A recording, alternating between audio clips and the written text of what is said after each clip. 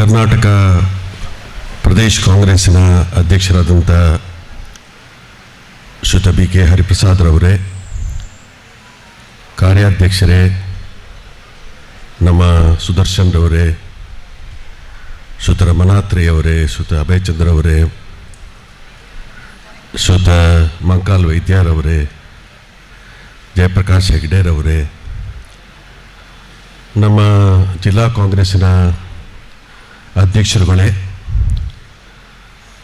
ಎಲ್ಲ ಆಗಮಿಸಿದಂಥ ನಿಗಮದ ಅಧ್ಯಕ್ಷರುಗಳೇ, ನಡೆದಂಥ ಎಲ್ಲ ನನ್ನ BLA 2 ಮತ್ತು ಕಾರ್ಯಕರ್ತ ಬಂಧುಗಳೇ, ಬಹಳ ಮಹತ್ವದ ಒಂದು ಕಾರ್ಯಕ್ರಮದಲ್ಲಿ ನಾವು ನಮ್ಮನ್ನು ತೊಡಗಿಸಿಕೊಂಡಿದ್ದೇವೆ ಅಂತ ಹೇಳಿದರೆ ತಪ್ಪಾಗಲಿಕ್ಕಿಲ್ಲ. ಹೆಚ್ಚು ಮಂಗಳೂರು ಅನ್ನುವಂಥದ್ದು ನಮ್ಮ ವಿರೋಧ ಪಕ್ಷದ ಒಂದು ಪ್ರಯೋಗಶಾಲೆ.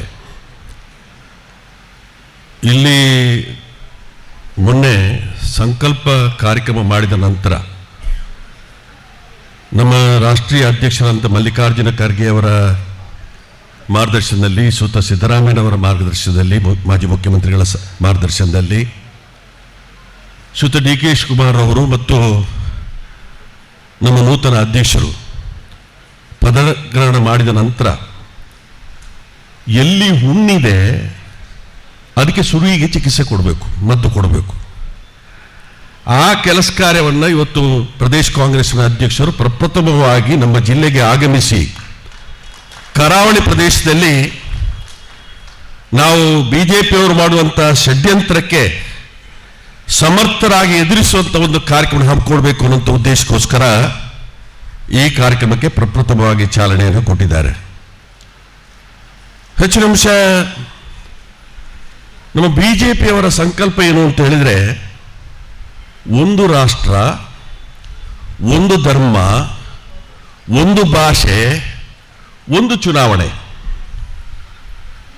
ಅವರ ಸಾವರ್ಕರ್, ಗೋಳ್ವಾಲ್ಕರ್ ಅವರ ಎಲ್ಲ ಗುರುಗಳು ಕೂಡ ಬೋಧನೆ ಮಾಡಿರುವಂಥದ್ದು ಏನು ಅಂತ ಹೇಳಿದರೆ, ಈ ರಾಷ್ಟ್ರದಲ್ಲಿ ನಿಮ್ಮ ಎಜೆಂಡವನ್ನು ಸ್ಥಾಪನೆ ಮಾಡಬೇಕಾಗಿದ್ರೆ 100ರಲ್ಲಿ 95% ಬಡವರನ್ನು ಬಡವರಾಗಿ ಮಾಡಿ, 5% ಶ್ರೀಮಂತರನ್ನು ಇನ್ನಷ್ಟು ಶ್ರೀಮಂತರಾಗಿ ಮಾಡಿ, ಬಡವರಿಗೆ ಇರುವಂತಹ ಹಕ್ಕುಗಳನ್ನು ಕಿತ್ತು ತಗೊಳ್ಳುವಂಥ ಕೆಲಸ ಕಾರ್ಯ ಮಾಡಿದಾಗ ಮಾತ್ರ ನಿಮ್ಮ ಏನು ಎಜೆಂಡಾ ಇದೆಯಾ ಅದನ್ನು ಪರಿಪೂರ್ಣ ಮಾಡಲಿಕ್ಕೆ ಸಾಧ್ಯ ಅನ್ನುವಂಥ ರೀತಿಯಲ್ಲಿ ಹೆಚ್ಚಿನ ಅಂಶ CA ಆಯಿತು, NRC ಆಯಿತು, ಈಗ SIR, ಇವೆಲ್ಲವೂ ಕೂಡ ನಮ್ಮ ಹಕ್ಕುಗಳನ್ನು ಕಿತ್ತುಕೊಳ್ಳಿಕ್ಕೆ ಮಾಡ್ತಿರುವಂಥ ಒಂದು ವ್ಯವಸ್ಥೆ.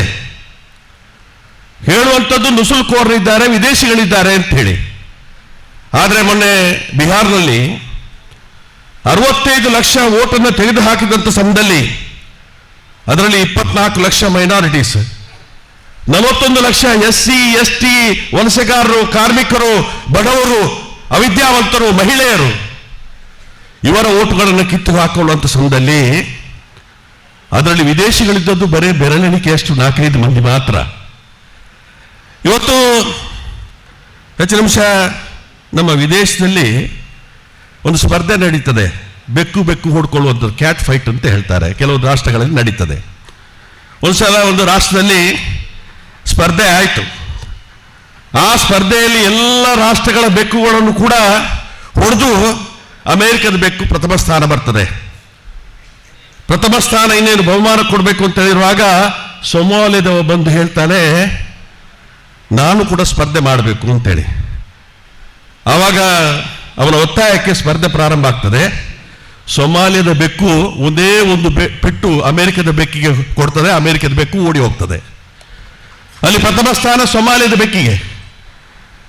ಬಹುಮಾನ ತಗೊಂಡು ವಾಪಸ್ ಹೋಗುವಾಗ ಸ್ಪರ್ಧೆ ಮಾಡಿದಂಥ ಏರ್ಪಾಡು ಮಾಡಿದಂಥ ವ್ಯಕ್ತಿ ಕೇಳ್ತಾರೆ, ಇದೇನಿದು, ನಿನ್ನ ದೇಶದಲ್ಲಿ ನಿನಗೆ ಮನುಷ್ಯರಿಗೆ ಊಟ ಮಾಡಲಿಕ್ಕೆ ಅನ್ನ ಇಲ್ಲ, ನಿನ್ನ ದೇಶದ ಬೆಕ್ಕು ಅಮೆರಿಕದ ಬೆಕ್ಕನ್ನು ಹೊಡೆಯುವುದಂದ್ರೆ ಏನು ಅಂತೇಳಿ. ಆಗ ಅವ ಮುಟ್ಟಾಗಿ ಹೇಳ್ತಾನೆ, ಅದು ಬೆಕ್ಕಲ್ಲ, ಅದು ಹುಲಿ, ಊಟಕ್ಕಿಲ್ಲದೆ ಬೆಕ್ಕಿನ ಥರ ಆಗಿದೆ ಅಂತೇಳಿ. ನಮ್ಮ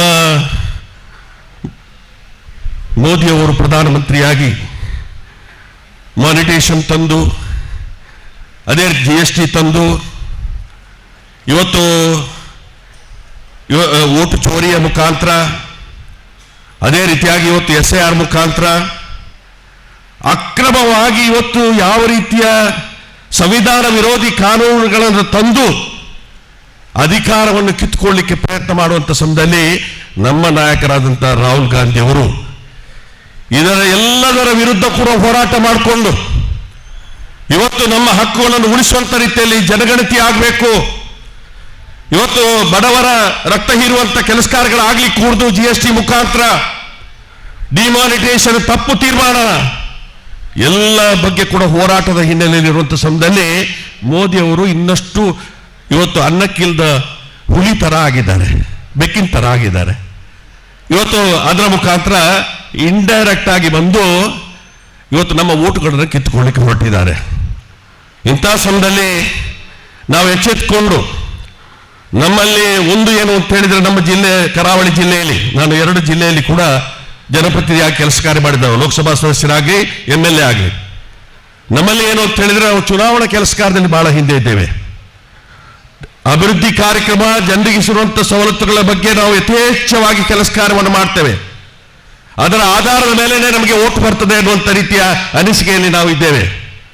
ಆದರೆ ನಾವು ಚುನಾವಣಾ ಕೆಲಸ ಕಾರ್ಯದಲ್ಲಿ ವೋಟರ್ ಲಿಸ್ಟ್ಗೆ ಸೇರ್ಪಡೆ ಮಾಡುವಂಥದ್ದು, ವೋಟರ್ ಲಿಸ್ಟ್ ಇವತ್ತು ಯಾರು ಸತ್ತವರ ಓಟು ಕಿತ್ತು ಹಾಕುವಂಥದ್ದು, ಡಬಲ್ ಓಟ್ ಇರುವಂಥ ವ್ಯವಸ್ಥೆಯನ್ನು ಕಿತ್ತು ಹಾಕುವಂಥ ಕೆಲಸ ಕಾರ್ಯ ಮಾಡೋದ್ರಲ್ಲಿ ನಾವಿಲ್ಲ. ಚುನಾವಣಾ ದಿವಸ ನಾವು ವೋಟರ್ ಲಿಸ್ಟ್ ನೋಡ್ತೇವೆ. ಇಂಥ ಸಮಯದಲ್ಲಿ ನಾವು ಇವತ್ತು ಸಮರ್ಥವಾಗಿ ಈ SIR ಏನು ಅಪಾಯ ಇದೆ, ಇದೊಂದು ಅವಕಾಶ ಕೂಡ.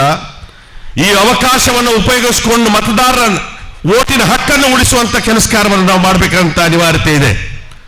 ಹೆಚ್ಚಿನ ಅಂಶ ನಾವು ಯಾರಾದರೂ ನಮಗೆ ಬೀಳುವಂತ ಮತವನ್ನು ಉಳಿಸಿಕೊಳ್ಳಲಿಕ್ಕೆ ಸಾಧ್ಯ ಆಗದಿದ್ರೆ ನಾವು ಅಪವಾದದಲ್ಲಿ ಬೀಳ್ತೇವೆ.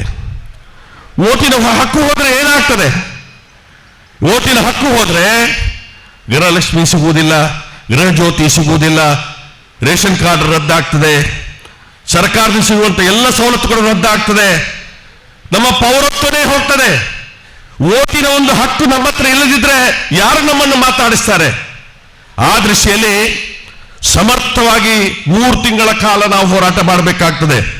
30ನೇ ತಾರೀಕಿನ ನಂತರ ಪ್ರತಿ ಒಂದು ಕಡೆಯಲ್ಲಿ ಕೂಡ, ಪ್ರತಿ ಬೂತ್ ಮಟ್ಟದಲ್ಲಿ ಕೂಡ ಹೋರಾಟದ ರೀತಿಯಲ್ಲಿ ನಾವು ಕೆಲಸ ಕಾರ್ಯವನ್ನು ಮಾಡಬೇಕಾಗ್ತದೆ.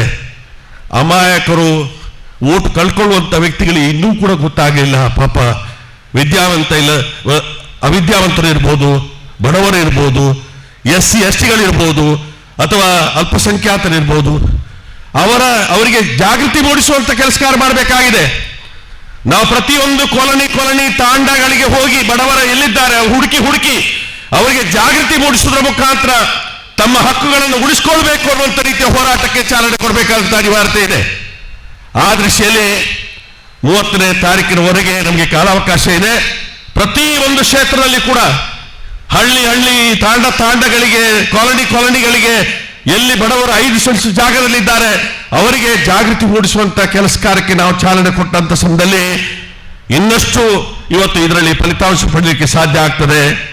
ಇವತ್ತು ನಮ್ಮ ಪಂಚಾಯತ್ ಚುನಾವಣೆಯಲ್ಲಿ, ತಾಲೂಕ್ ಪಂಚಾಯತ್ ಚುನಾವಣೆಯಲ್ಲಿ, ಜಿಲ್ಲಾ ಪಂಚಾಯತ್ ಚುನಾವಣೆಯಲ್ಲಿ 1 ಓಟಿಗೆ ಸೋಲ್ತೇವೆ, 5 ಓಟಿಗೆ ಸೋಲ್ತೇವೆ, 10 ಓಟಿಗೆ ಸೋಲ್ತೇವೆ. ಒಂದೊಂದು ಓಟುಗಳು ಕೂಡ ಬಹಳ ಪ್ರಾಮುಖ್ಯವಾದಂತಹ ರೀತಿ ವ್ಯವಸ್ಥೆ. ಆ ದೃಷ್ಟಿಯಲ್ಲಿ ಮುಂದಿನ ತಾಲೂಕ್ ಪಂಚಾಯತ್, ಜಿಲ್ಲಾ ಪಂಚಾಯತ್ ಅಥವಾ ನಗರಸಭೆ ಅಥವಾ ಇವತ್ತು ಜಿಲ್ಲಾ ಪಂಚಾಯತ್ ಚುನಾವಣೆಯಲ್ಲಿ ಇನ್ನೇನು ಕೆಲವೇ ದಿವಸಗಳ ನಮ್ಮ ಚುನಾವಣೆ ನಮ್ಮ ಎದುರಲ್ಲಿ ಬರಲಿಕ್ಕಿದೆ. ಆ ದೃಷ್ಟಿಯಿಂದ ಇವತ್ತು ಅದನ್ನು ಎದುರಿಸಬೇಕಂತ ಕೆಲಸ ಕಾರ್ಯ ಮಾಡಬೇಕಾಗಿದೆ. ಇವತ್ತು ಸರ್ಕಾರ ಕೂಡ ಶ್ರೀಯುತ ಸಿದ್ದರಾಮಯ್ಯನವರು ಮುಖ್ಯಮಂತ್ರಿ ಆಗಿರುವಾಗ, DK ಶಿವಕುಮಾರ್ ಅವರು ಡೆಪ್ಯೂಟಿ ಮುಖ್ಯಮಂತ್ರಿ ಆಗಿರುವಾಗ ಎಲ್ಲ ಸಚಿವರುಗಳನ್ನು ಬರಮಾಡಿಸಿ ಇವತ್ತು ಲೋಕಸಭಾ ಸದಸ್ಯರು, ಶಾಸಕರು, ಮಂತ್ರಿಗಳು, ಅದೇ ರೀತಿಯಾಗಿ MLCಗಳು, ಪಕ್ಷದ ಎಲ್ಲ ಜಿಲ್ಲಾಧ್ಯಕ್ಷರನ್ನು ಬರಮಾಡಿಸಿ 2 ದಿವಸದ ಒಂದು ವಿಚಾರ ಸಂಕಿರಣ ಕಾರ್ಯಕ್ರಮ ನಡೆದಿತ್ತು. ಆ ಕಾರ್ಯಕ್ರಮದಲ್ಲಿ ತೀರ್ಮಾನ ಮಾಡಿಕೊಂಡಿದ್ದಾರೆ, ಯಾರಿಗೆ ವಾಸ್ತವ್ಯ ಸರ್ಟಿಫಿಕೇಟ್ ಇಲ್ಲ.